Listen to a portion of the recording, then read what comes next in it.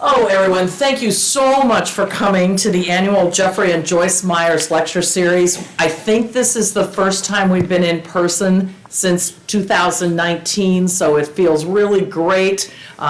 Jeff got to do the Actors Studio interview with Linda this afternoon over at Denny Hall, which was super fun. Jeff, you should really, second career sometime, eventually maybe, as an interviewer, because he's well prepared, he knows his facts, but he's engaging and kind. It's just, he was perfect. So our speaker this evening is Dr. Linda Casser, and I got to know Linda much better, always being aware of her in the profession, but I got to know her better when we worked for many years drafting questions and judging the Luxottica Essilor Student Bowl. Very fun times, very fun, no, totally serious event. Very serious, carefully crafted questions, which is actually true, but I will tell you that Linda's rules for judges about what you could and could not do on stage were worth the price of admission. You've got her CV, so I'm not going to repeat it, but Jeff summarized it in numbers of someone who has given at least 400 lectures in 8 countries and 39 states.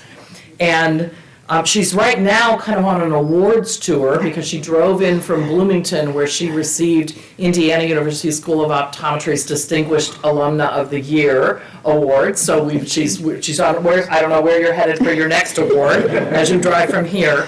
But what I heard her say in the Actors Studio that I just think embodies Linda Casser is that her advice to how to succeed: always strive to do your best. Pretty simple idea, but I thought always strive to do your best. And I think of Linda across her whole career. She is an optometrist's optometrist. I think it's why students have always loved her. I think it's why her audiences speak about her lectures in reverent tones. And she is the consummate professional, but she's also fun, especially for a good cause.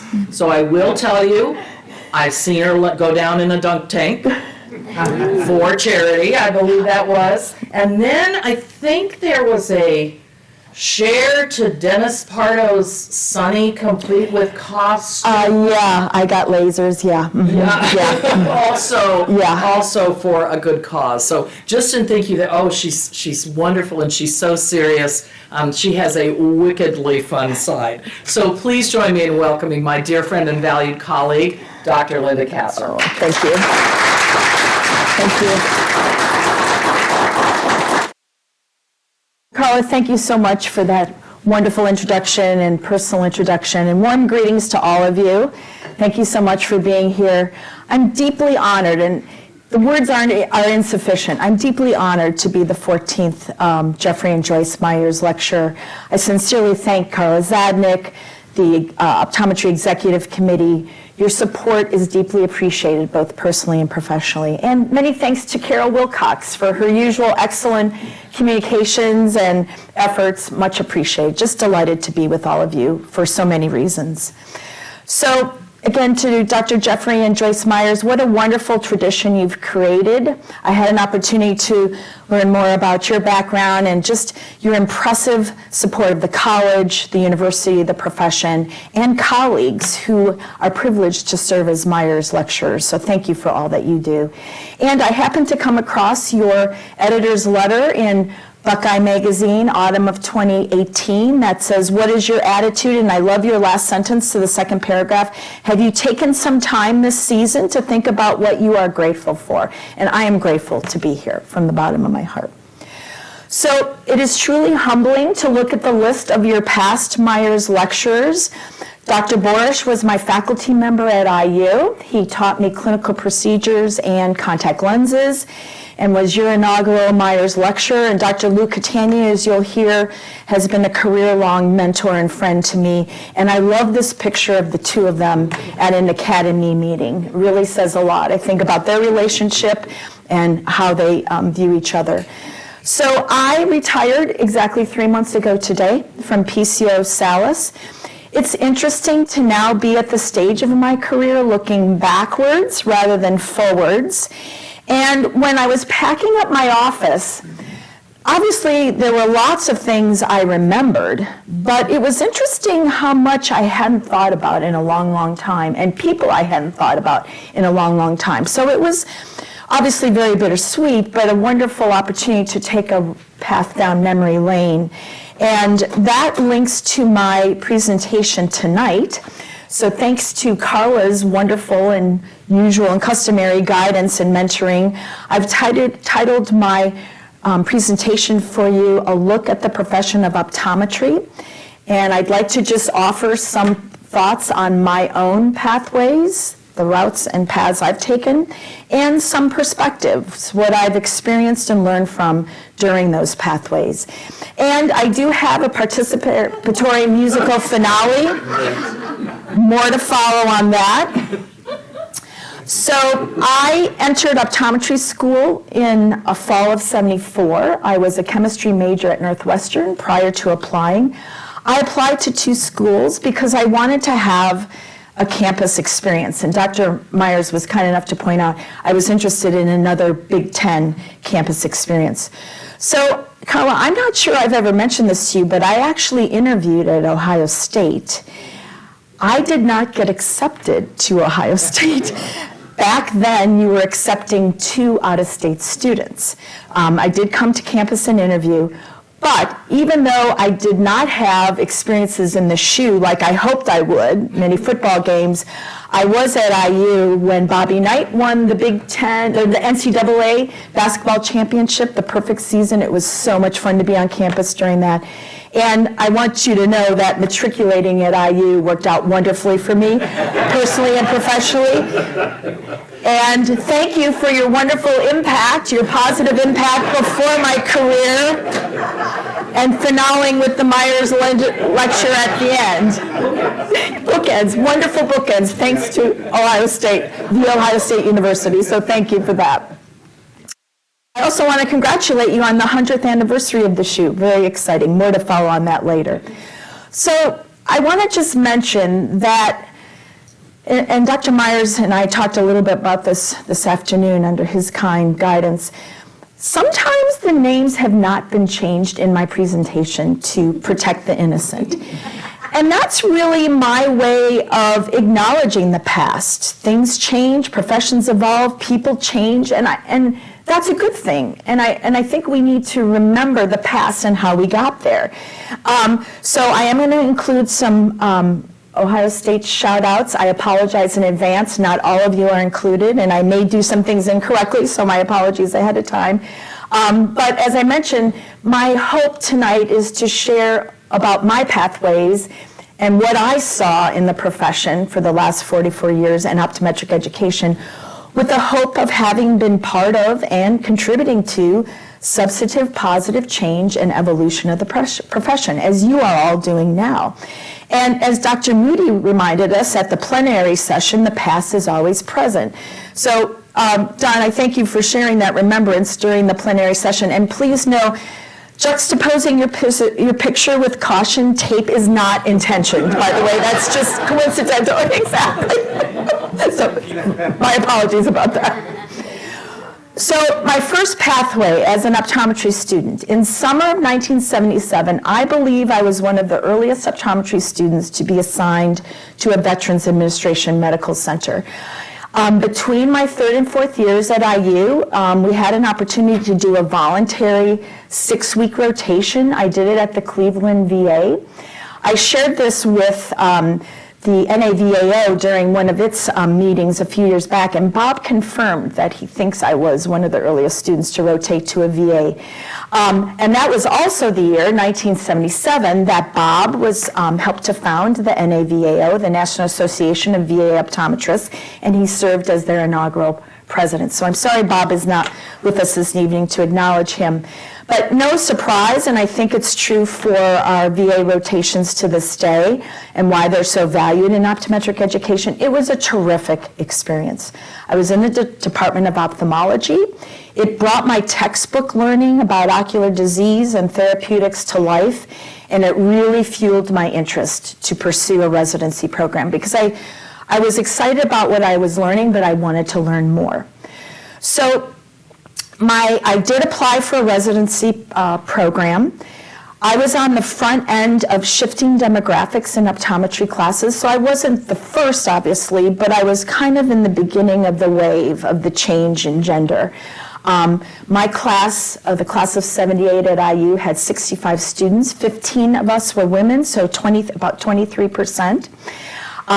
I applied to Dr. Lou Catania's program in Rochester, New York at the Joseph C. Wilson Health Center, the residency program in primary care, which you may be aware is one of our profession's earliest residency programs. Well, interestingly, the spring I applied, a comment was made to me, "I'm not sure that a woman can handle being a resident." That is a direct quote. I am changing the name or not disclosing the name to protect the innocent. But that was interesting, but not a deterrent. Happily, I had something going for me which I didn't realize at the time. So my first car, which my dad bought for me used, was a 69 Firebird convertible, 350 engine, stick shift. Beautiful car, loved it. Well, I went to Rochester to interview April of 78.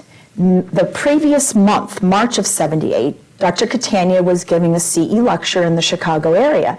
So he contacted me because obviously I had applied by that, and he said, "I'm going to be in the Chicago area. I was home in Wisconsin on spring break." He said, "Why don't you come to my lecture?" So I drove to Chicago in this car. And then Lou asked me to take him to O'Hare, so I drove him to the airport. Well, when I interviewed in Rochester, I didn't think I was going to be selected. Well, I forget exactly when he told me. It might have been years later. But he said, "Linda, when you drove me to the airport in that car," I said, "she's in." So I'm sure I was competent, but this helped, which I appreciated. So what's my perspective on my residency application? Confidently pursue professional goals, even though it might be a little bumpy when I was told I'm not sure a woman can be a resident. And we must not forget the potential positive impact of first impressions. So my pathway in my residency program, 2 years in length. We worked hard. We loved every minute of it. We were on call. It was just an exceptional experience. SUNY College of Optometry was the academic affiliate under the leadership of Dr. Irv Suchoff.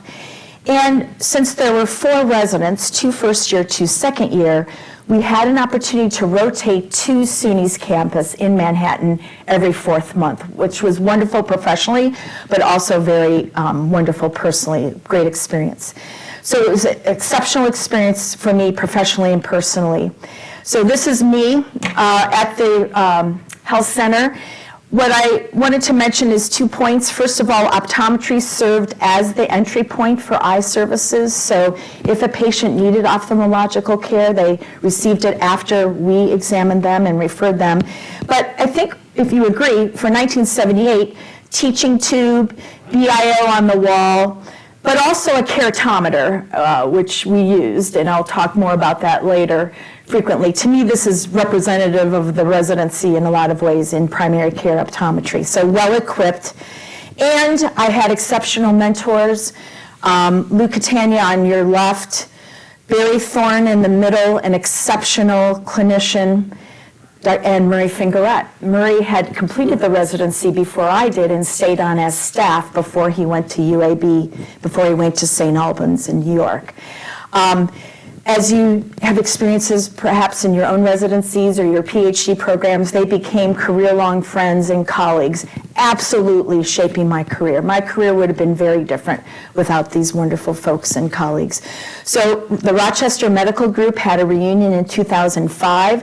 This is us at the reunion event. I'll introduce them to you in the next slide because it's a little easier to see. So Murray Fingerette, Lou Catania, Kathy White, who was actually in the last residency class. She followed me, an IU grad. Dr. Ted Woodcomb, again, talented practitioner and educator, co-author of our Atlas on Primary Procedures, Primary Eye Care Procedures with Murray.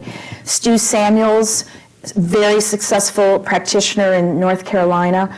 Randy Beatty was my fellow resident, went on to medical school, became a talented oculoplastic surgeon, and served in the military, the Air Force, and obviously yours truly. What I kind of like about this, too, is the 25-year contrast in eye sizes and our ophthalmic eyewear.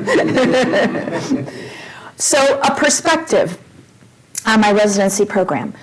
So the state of New York, we were not statutorily authorized to use therapeutic drugs, DPAs or TPAs. So we use them at the HMO, the Health Maintenance Organization, under standing orders by a physician there. During the 1-month rotations we spent at SUNY, we requested use of dilating agents in the primary care service. So when we were at SUNY, we spent time in specialty units, again, a focus each month, and then we also saw patients in the primary care service. Well, we caused quite a controversy because at that time, diagnostic pharmaceutical agents to dilate the pupils, anesthetic to take tonometry, were only used in the disease specialty unit. So it was interesting to try and navigate that and embrace on campus what we were doing in Rochester at the HMO. Also, one time Lou took us to a local society meeting, an optometry society meeting in Rochester.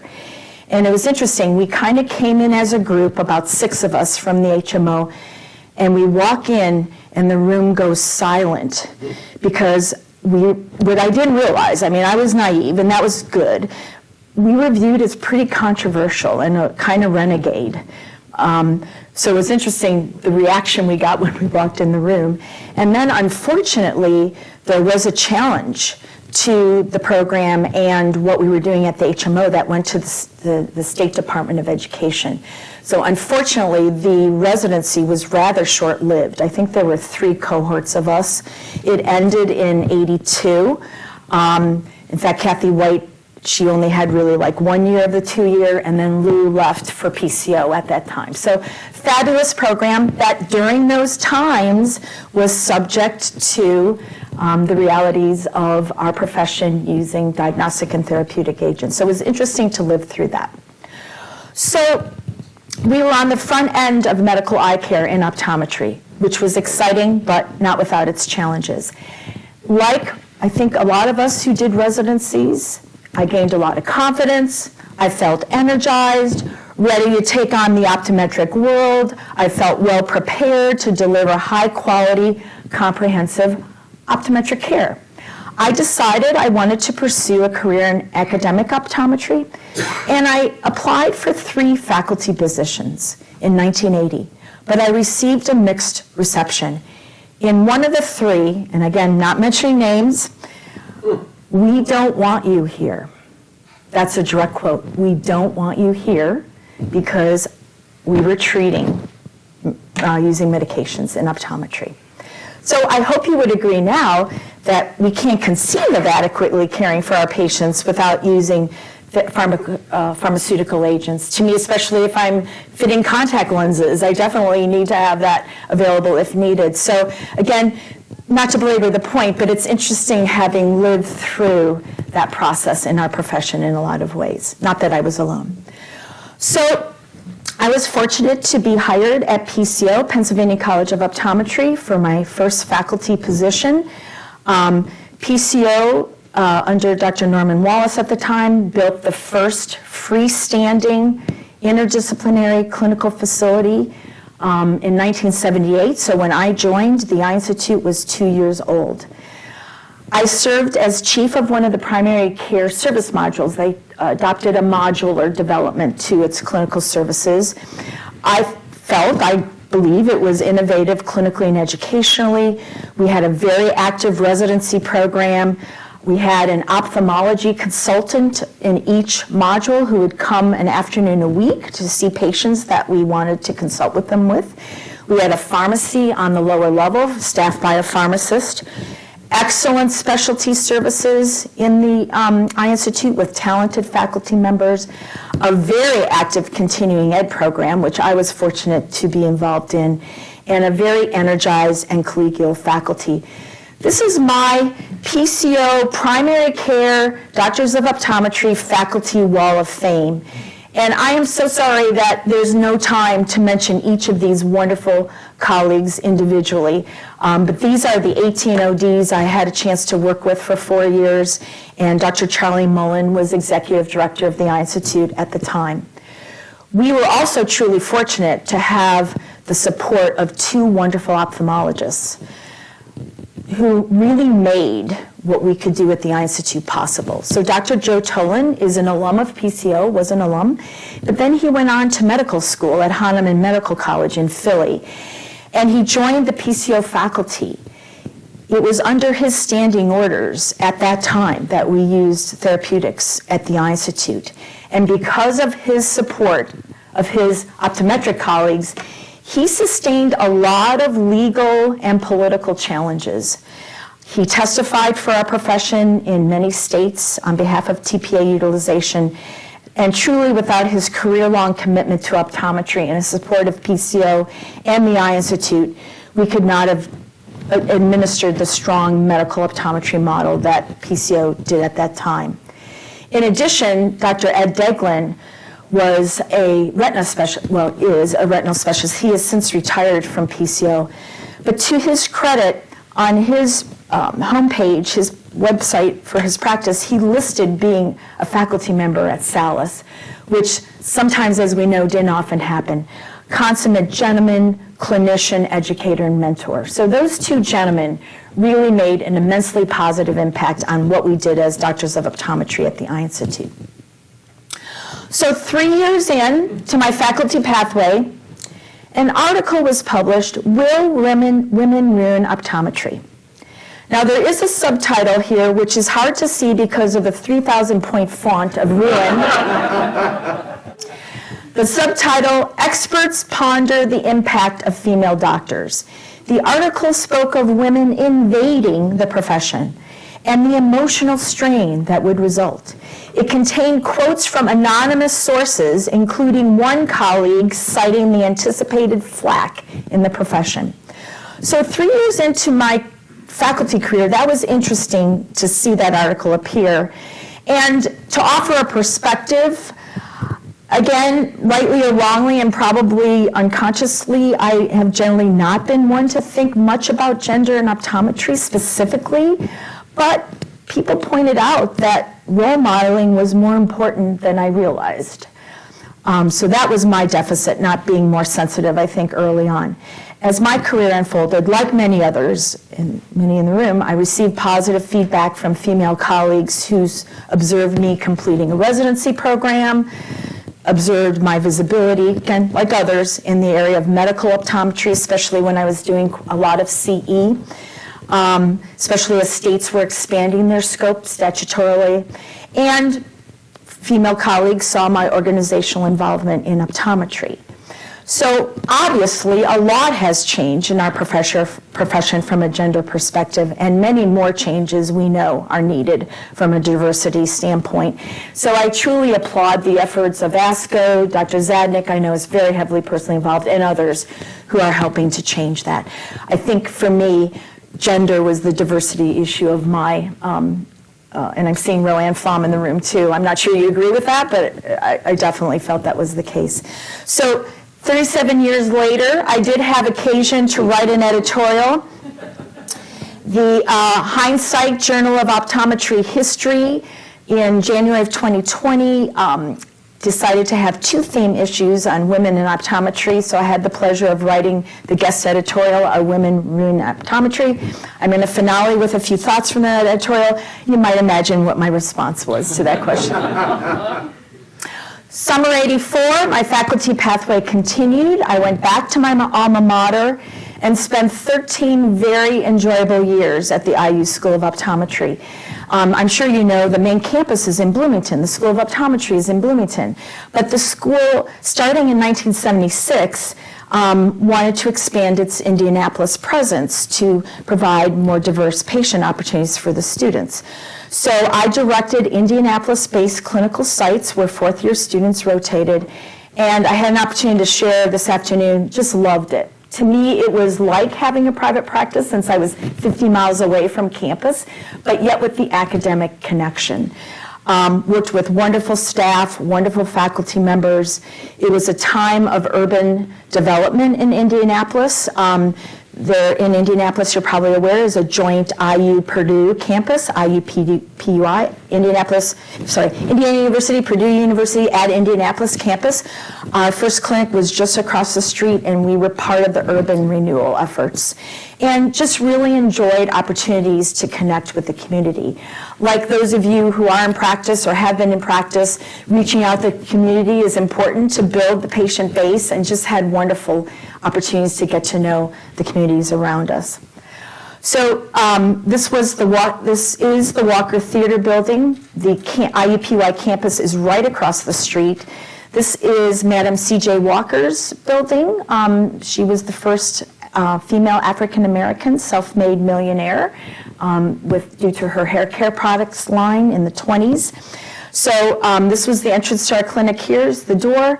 And was the second site for IU School of Optometry in Indianapolis. So back then, things were different. And again, with that caution tape in mind, this is not intended as a negative or a criticism. It's just what it was. Well, I learned after I went back to IU that there were actually some student protests about the Walker Clinic site because there were concerns about the neighborhood it was located in. I didn't hear about that until after I made the move. We did not have a recall system, so we implemented a recall system at the clinic. It was postcards in the mail back then, but we did try to embrace that as part of our practice building and obviously quality of care. I was used to being on call as a resident. So I provided on-call services for the clinic, and the associate dean I report to say, so you're saying if someone calls you at 10 o'clock at night, you may come in to examine them? I said, yeah, that's what I was used to, and that's what I did. I had been used to, in my residency and at PCO, working with ophthalmology closely. So when I got back to IU in August of '84, the clinic opened 2 months later. So during that 2 months, helping to get things set up, et cetera. So I decided to send a letter to the chair of the Department of IU's Department of Ophthalmology. Well, I went to Bloomington to photocopy it because I didn't have a photocopier yet. And I accidentally left one of the copies of my letter in the copier. Well, again, a sign of the times. I got called on the carpet for reaching out to ophthalmology. And Medicare parity. I heard about Medicare parity. I thought, we need to get in on this, because if you remember, we had a chance to get in earlier and we didn't, and we kind of had to circle back and get back in 1987.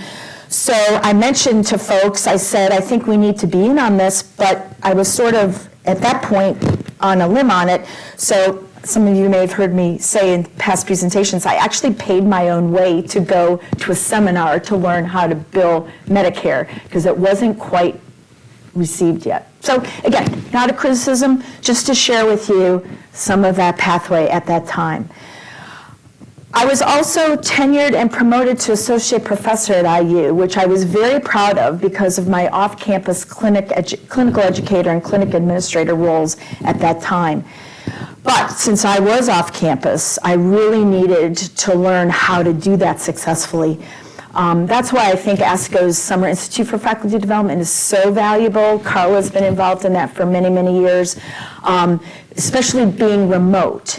I really needed to get up to speed, what it takes, how to put a dossier together, how to be my own best marketer, because sometimes I think we're a little hesitant or shy to do so. And again, I remain very proud of that achievement. So the Illinois Street Eye Clinic was founded in Indianapolis, 1976. Dr. Jim Hunter was the director. We started Walker in '84.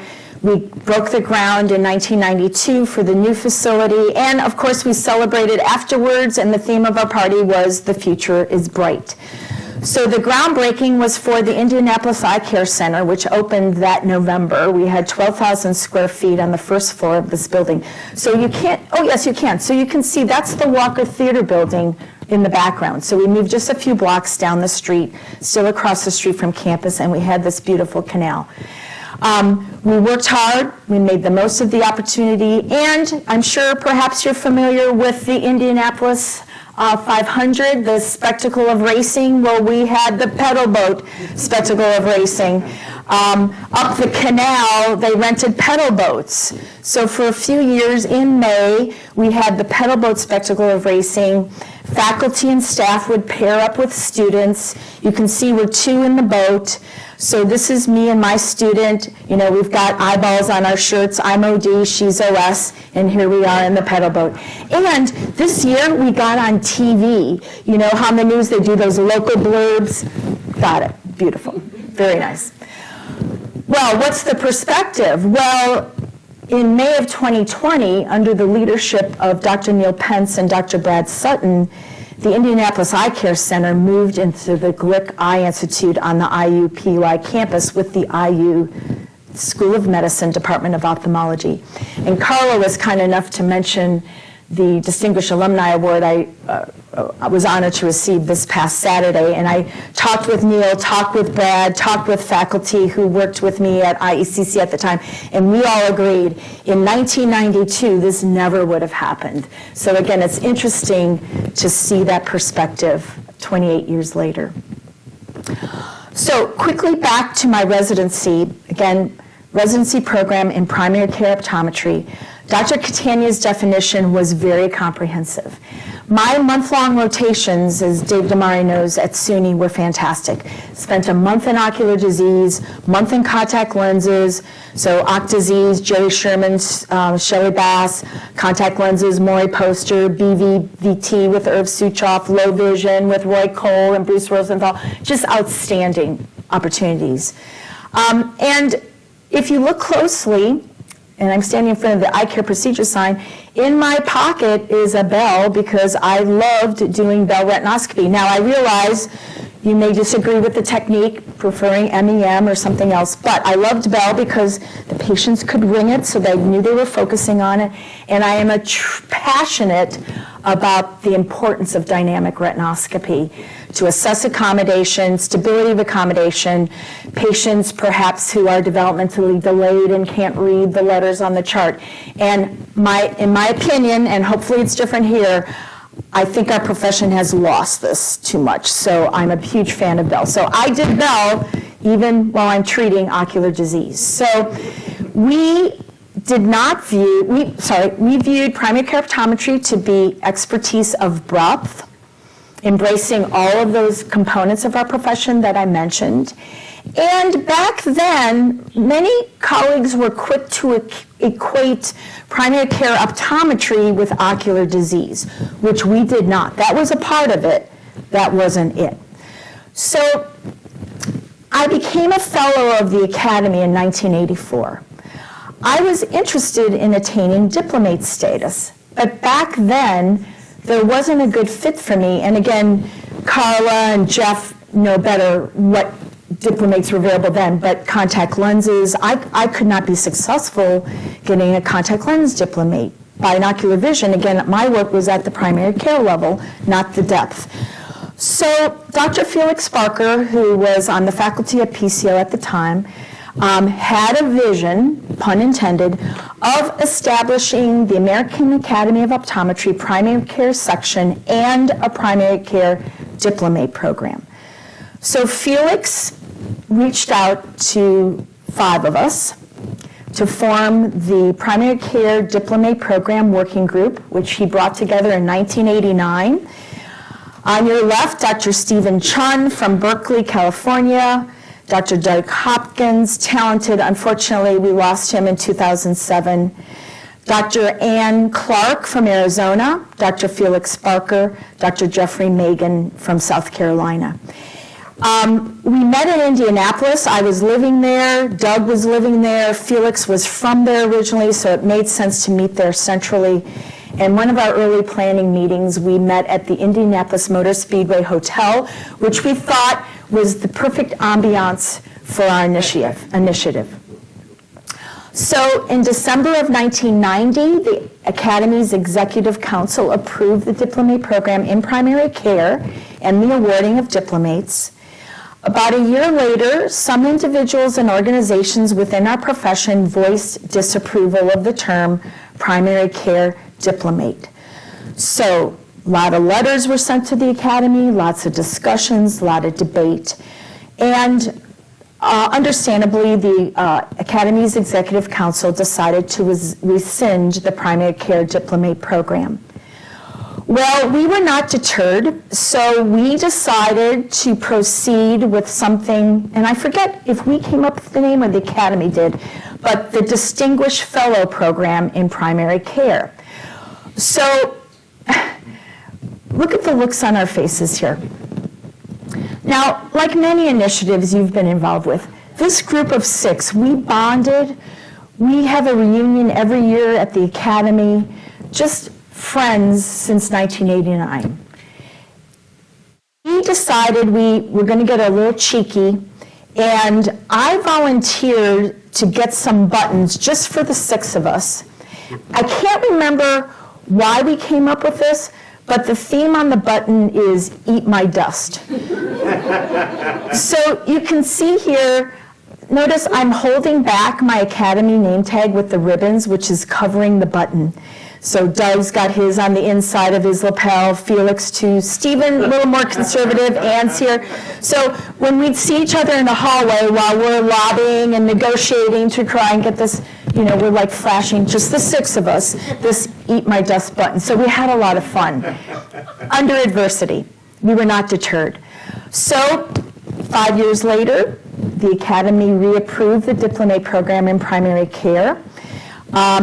In 2015, to better describe and represent the scope of the primary care optometrist, the name of the section was changed to the comprehensive eye care section. And 3 years ago, during the business meeting of the comprehensive eye care section, we celebrated the 30th anniversary of the founding and of the efforts, which was a lot of fun to reminisce and just share a little bit of the history that I've shared with you. So, they have this lapel button, optometry, the primary eye care profession. And we've used this for a lot of years. In my opinion, we do not fit the standard primary care definition as used in the U.S. health system currently, my opinion. General physicians, primary care physicians, internists, pediatricians, we don't quite fit that same mold, in my opinion. So my perspective on primary care optometry is, in hindsight, it might have been a clearer pathway had we acknowledged our profession as a specialty that has a well-identified role along a vertically integrated eye and vision care continuum with identified subspecialties. I do understand some discussions have taken place. I think the challenge, my personal opinion, is that's hard to kind of get back on track. So I think how that's done, is if that happens, is going to be so important. So again, just an offer an opinion, a perspective based on the primary care optometry pathway that I had an opportunity to experience. So in Indiana, I had an opportunity to be actively engaged in the Indiana Optometric Association. So I was in Indianapolis. The Capitol was a few blocks down the street. The governor was my patient. And I was involved heavily in the Central Society, which was the local society of the IOA, and had the opportunity to be on the IOA board and become IOA president in 1992-93. Interestingly, when I was at PCO, 1981, I applied for membership in the local society of the POA. My application sat for a year because they weren't sure they wanted an educator member of the local society. Then when I went to IU, and I'm excited, the IOA colleagues are fabulous, I'm involved up in Indianapolis, very engaged, and I had some faculty colleagues kind of feel that wasn't the right thing to do for educators to be involved in the politics of our profession. When I was state president, my husband was the first male president of then the auxiliary, the American Foundation of Vision Awareness. So I wasn't the first female president of the IOA, but my husband was the first president of the AFEA, and the Indianapolis Star was kind enough to include our picture. So from my perspective, faculty involvement in organized optometry hopefully is now fully embraced and welcomed. And as you all know, to me it's essential, especially when a state has an optometry program located within it, or even if it isn't, to have that resource and that collaboration. So you have had wonderful examples, and again, I apologize if more should be on this list, but I was just so heartbroken to hear at the Academy that we lost Gil. I had the opportunity to get to know Gil when he was on the Clinical Skills Committee for the National Board. But I remember well when Gil was president of the OOA in 2009 and Mike in 2018. And what I found touching when I came across this article was that Gil had written the article about Mike in Buckeye Magazine. So congratulations. And again, my heartfelt condolences on Gil's passing. So in '97, I took a path to Pacific University. I was ready for a career change.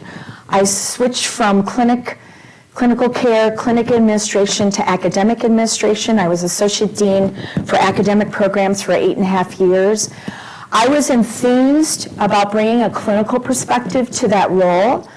I really enjoyed serving on ASCO's Chief Academic Officers group. That's where I started to get to know Carla.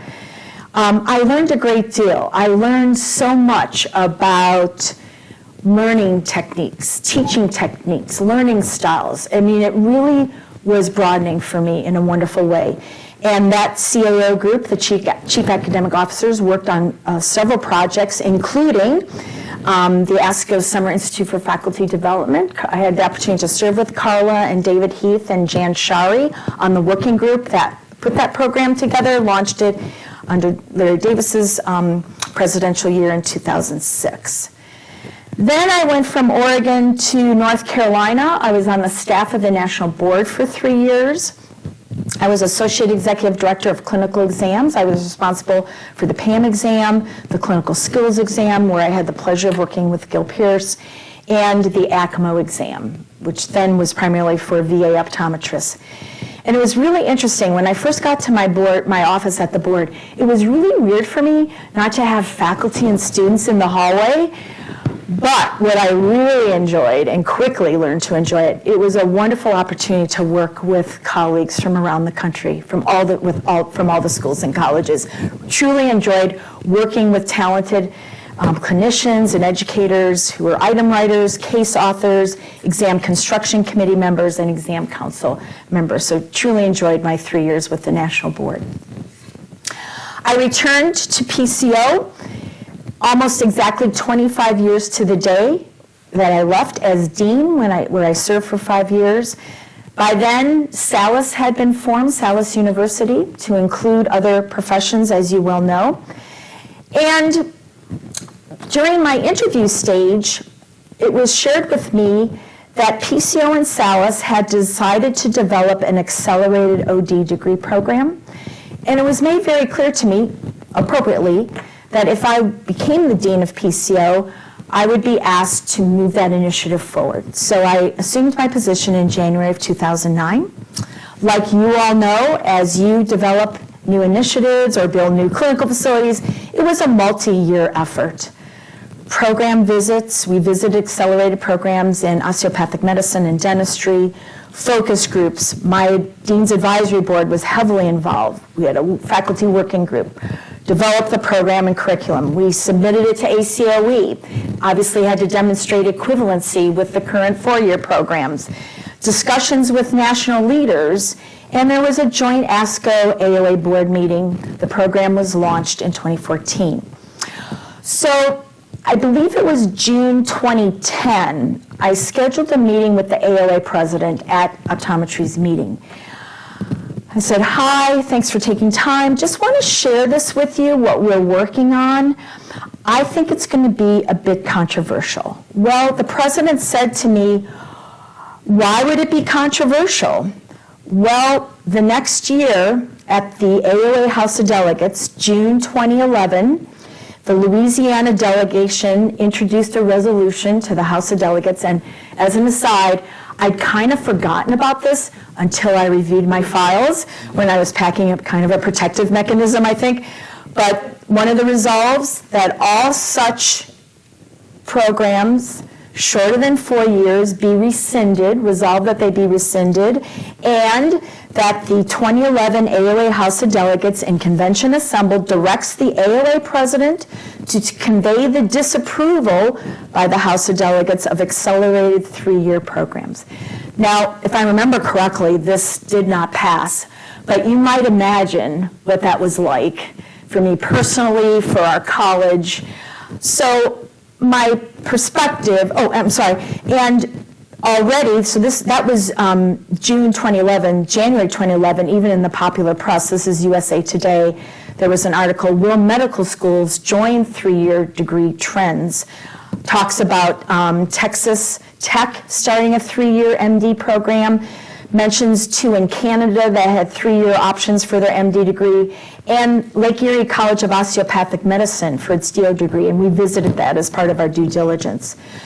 So then NYU, New York University, launched its 3-year MD degree program in 2013. We started PCO's Scholars Program in 2014. So this is about the time then I found the criticism to die down once folks saw medicine moving forward.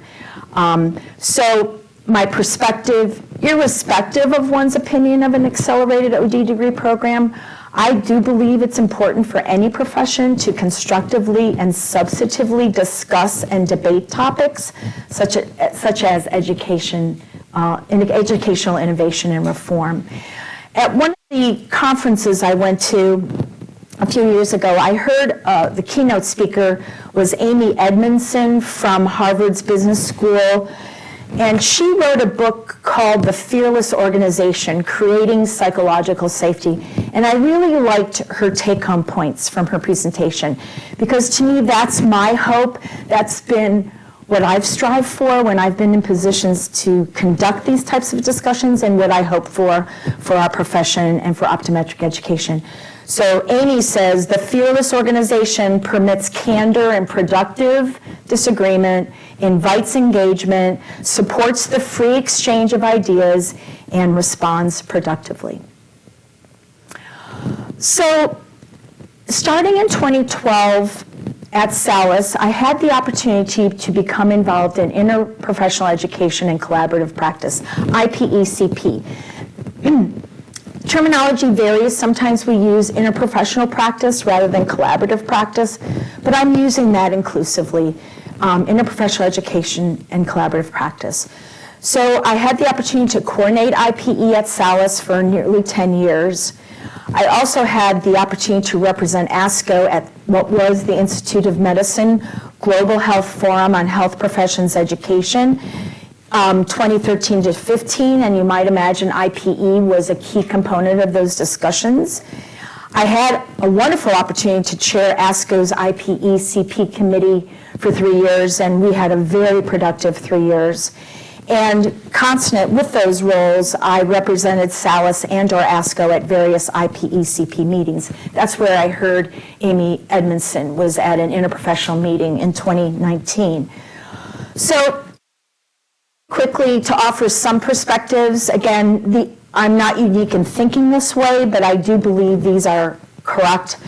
The positives, energizing. Again, for me as an optometrist, 30 years into my career, it was wonderful to learn more about other professions at a deeper level, including professions on my own campus that I hadn't known to such depth.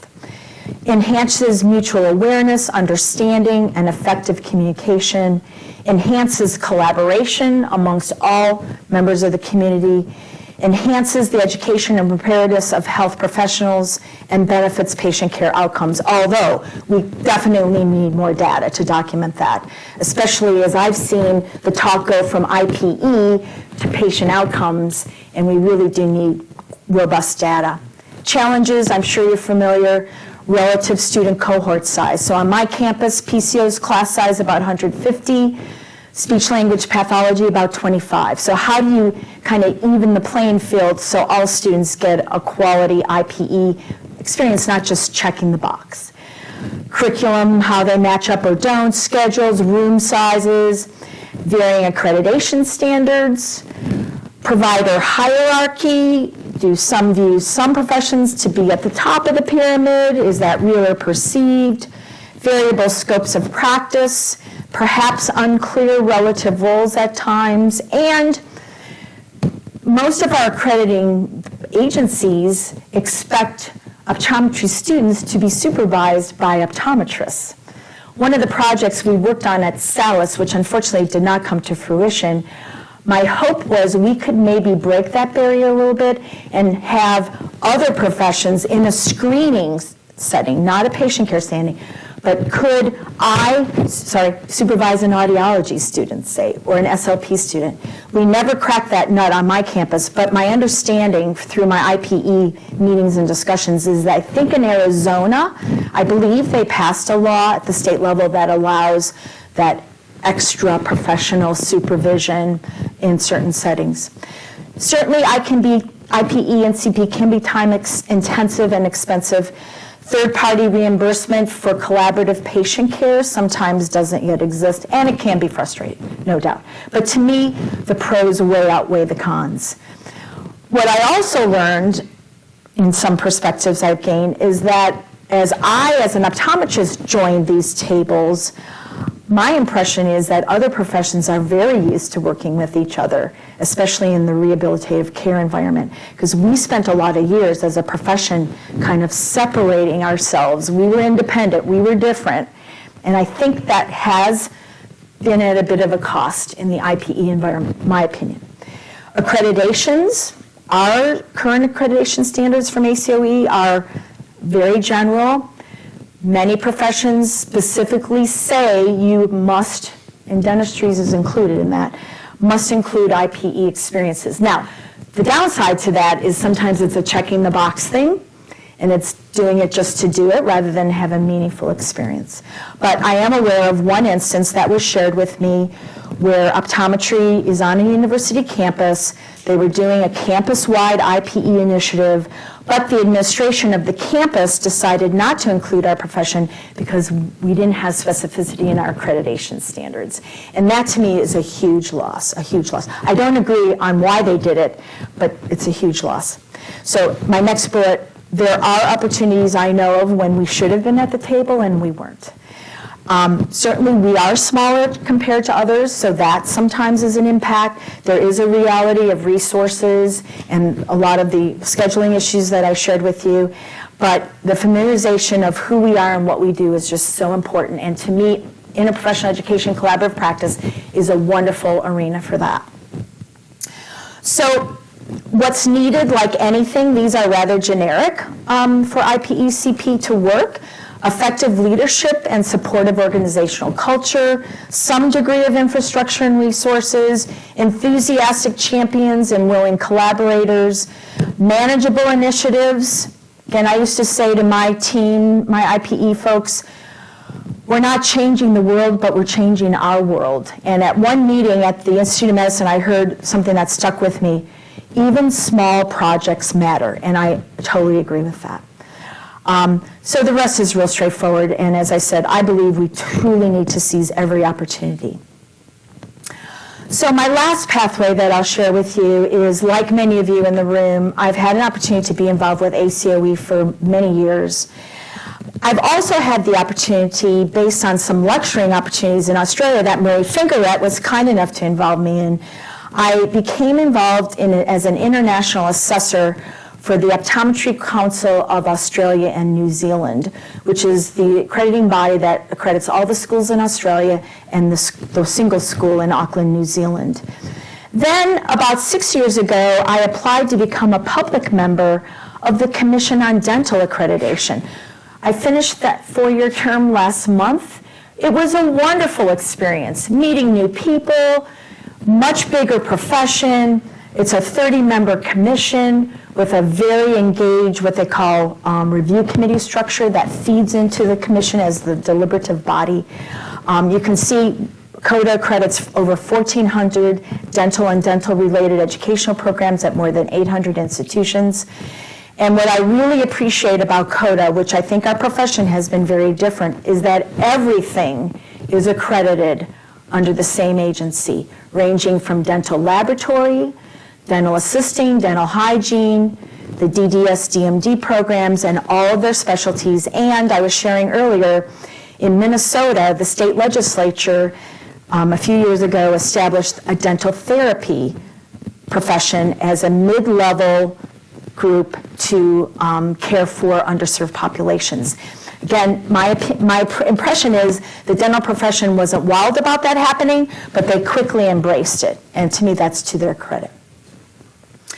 So what I've tried to share with you, and thank you for listening, is my pathways as some, my perspectives as some, as a student, a resident applicant, a resident, a faculty member, both new and established, as an off-campus clinic director, as a provider of primary optometric care, as a state association president, as an administrator, and in various volunteer and service activities.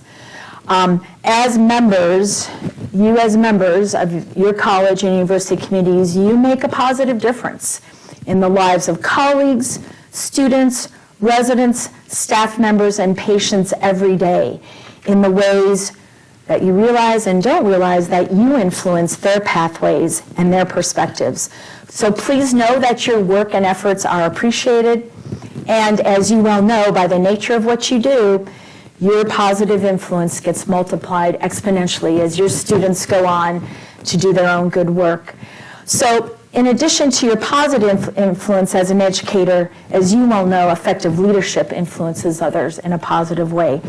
And some of you have heard me say this before. I truly believe leadership's not a position or a title, but how we conduct ourselves with our family members, friends, communities, patients, coworkers, by how we communicate, make decisions, role model, demonstrate sound judgment, be appropriately proactive, live a life of integrity and caring, possess character, do the right thing, and as Dr. Myers reminded us in his editorial letter, having an attitude of gratitude and appreciation. So in my opinion, leadership in all aspects of our society is needed now more than ever, including the guiding of and contributing to positive change. So I have the deepest respect for the Ohio State University College of Optometry, all of you, faculty, staff, administration, your students, and all that you contribute to optometric education, research, patient care, and the profession. And I would definitely be remiss in not congratulating you on your new clinic. I'm sorry, Dr. Nixon. Well, I'm not sorry. He's at Grand Rounds. That's wonderful. But congratulations on your new facility. So circling back to our Women Ruining Optometry, I couldn't end without sharing with you the finale of my editorial, which is somewhat redundant with what I've tried to share, but this is how I ended it. After I laid out why I think women are not ruining the profession, my hope and encouragement is that each current and future optometric student, resident, faculty member, practitioner, and leader can commit to and actively demonstrate both individually and collectively the following attributes to help ensure the vitality and stature of our profession.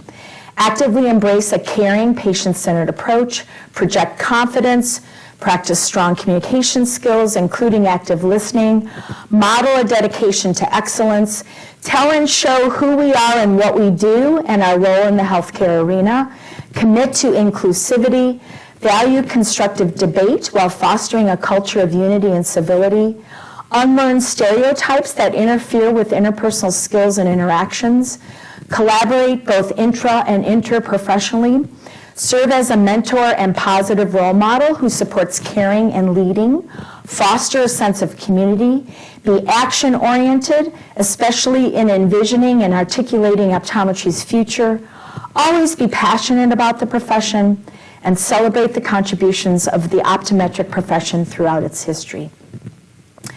So I am truly honored, once again, for the opportunity to provide this year's Myers Lecture. Sincerely thank Dr. Jeffrey Myers, Joyce Myers, Dr. Zadnik, and the Optometry Executive Committee. And thank you all for being here and for your wonderful attention this evening.